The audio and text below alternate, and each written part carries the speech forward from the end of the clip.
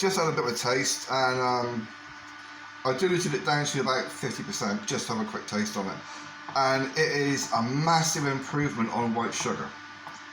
That is how fast it comes out, which is pretty fucking good. I mean, yes, if I was making it as a commercial project, it would still be a fairly good rate to come out. As far as power consumption, it's a small heater in the bottom of here, an electric fan running up here. I regard it as a little heater for the kitchen. Haha! But yeah, once it starts, it comes out pretty quick. Now, if you want to increase your rate of distillation, put some cold on top. I'm not saying block the vent, but I put a bag of frozen sausages on there because I want to defrost them anyway. But putting them on there, it helped to cool this down. And the colder this is on top, the more you're going to get come through.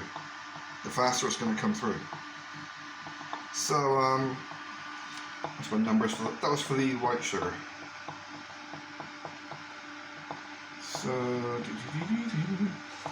So yeah, that's coming out quite nice. It's got a much richer flavour. I mean, yes, if I was doing like a mass production for other people, I'd want to use white sugar because it's cheap. White sugar works out, I think it's something like, it's nearly £1 a kilo, whereas brown sugar, I think it was £1.55 for a half kilo, so £3.10 per kilo. So we're talking, Christ, 2 to 3 times the price, but you do have a much bigger flavour. If it's only for personal consumption, I would say get the brown sugar. It's got a much better flavour.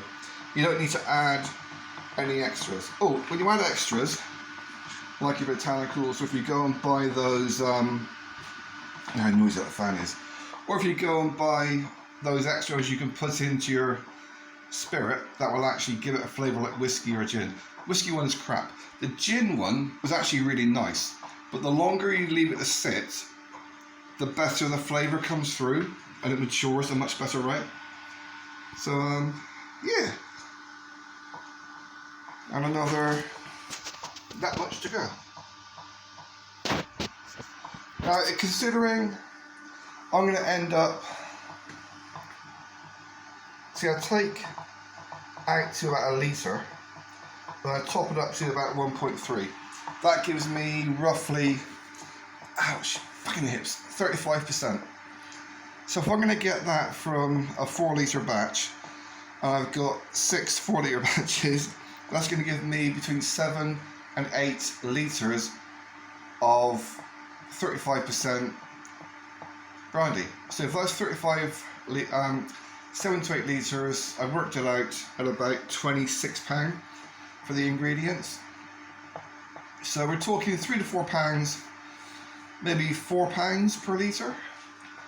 Considering shitty vodka in the supermarket is over 20 quid, and you've got no way of knowing what chemicals they put in it, yeah, that's value for money.